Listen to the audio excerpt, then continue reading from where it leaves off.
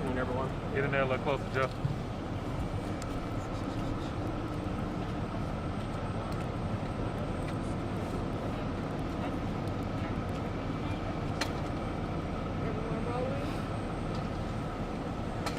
All right, good afternoon, everyone.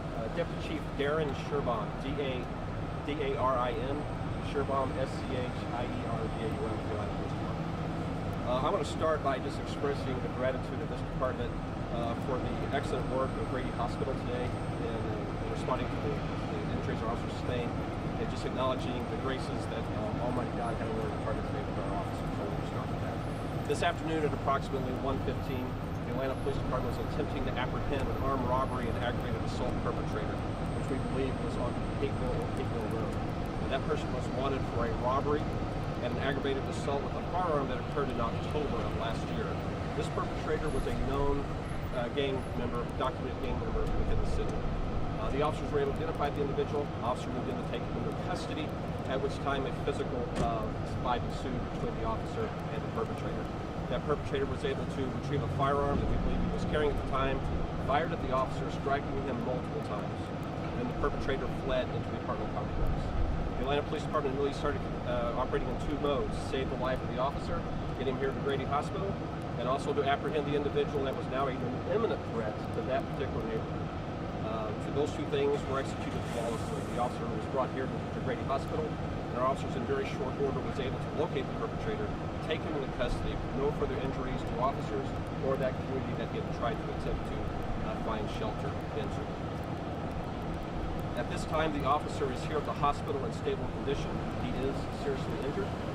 He is able to communicate with his co-workers. He's able to communicate with his family and members of the command staff that you see around him. He will have a long road of recovery before him. But this department will not be deterred. What happened today is the challenge that we are against here in Atlanta and in the cities across this country, where individuals are heavily armed, heavily proliferation of guns, and are abused in our communities, causing harm to police officers who are being assaulted at record levels across the country and placing communities in imminent harm. But this department will not be deterred. We're going to continue to stand in the gap. We will continue to apprehend these individuals and bring them before courts so that their cases can be properly adjudicated. And I want to commend the men and women of this department today that did not shirk from their duties, but continue to pursue this felon and take him into custody so he cannot harm anyone else. We also want to thank the Fulton County Sheriff's Department as well as the FBI who have extended their help today. We also want to thank Mayor Dickens, who did respond to the hospital and was able to spend some brief time with the officer while he was being cared for by the Grady physicians here. And we don't have many questions that we can answer because this is still in its preliminary phases, but anything else I can answer, I will. Can you clarify, did you say that that perpetrator had a firearm and struck the officer with it? He fired the firearm, ma'am, and struck the officer multiple times. Wasn't like a pistol whipping situation? No, ma'am, I would like to clarify that. The perpetrator fired the weapon. That weapon was discharged multiple times. That weapon struck the officer with projectiles multiple times. Was the suspect alone or was anybody with him? At the time that he was apprehended, he was by himself. Do you know his name? We will be releasing that at the appropriate time. Where was the officer injured? The officer has multiple injuries that will be released at the appropriate time. And are you releasing his name yet? And was he part of a gang task force? This particular officer was part of a unit within the department that was seeking out felons, wanted persons today. We will release time on the department, assignment, age at the appropriate time. This is just a few hours old, so we do not want to get ahead of ourselves, make sure we have notified everyone that needs to be notified. But our public affairs office will be releasing that for your later stories and coverage. Was this an ambush situation or was there interaction between the suspect and the officer before This shooting? individual was armed, and this individual was looking to cause harm at the appropriate time. It happened to be an Atlanta police officer that was able to intervene before he robbed anyone else, assaulted anyone else.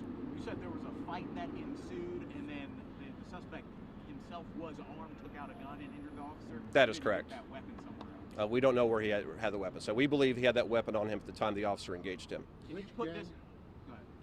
Which gang was it? We'll provide that for you at appropriate time, sir. Gotcha. Can you put this into context? How many officer-involved shootings where your officers have been hurt or hit, and where this ranks? Well, you can look back through the officer down page that's available to look at the toll that gun violence takes on American law enforcement. We have been blessed that this year we've had minimal occurrences, but if you look across the nation, it's occurring at a high rate, and today it happened in Atlanta, Georgia.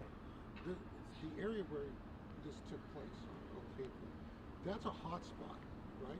Like the city has designated hot spots that they're looking at for crime reduction. Isn't this one of them? We were on Old Hateville Road today, sir, because we had information this is where this individual may be, and we were there to apprehend him. So this isn't part of the broader strategy around crime reduction? Oh, we have a broad strategy around crime reduction that talks on just this, taking out individuals who are known to be armed, who are known to cause harm to communities. Right. So this was a very individual focused approach. So we are going after individuals who are robbing citizens of this city, that are shooting citizens of this city and murdering in this city. So we knew who we were going after.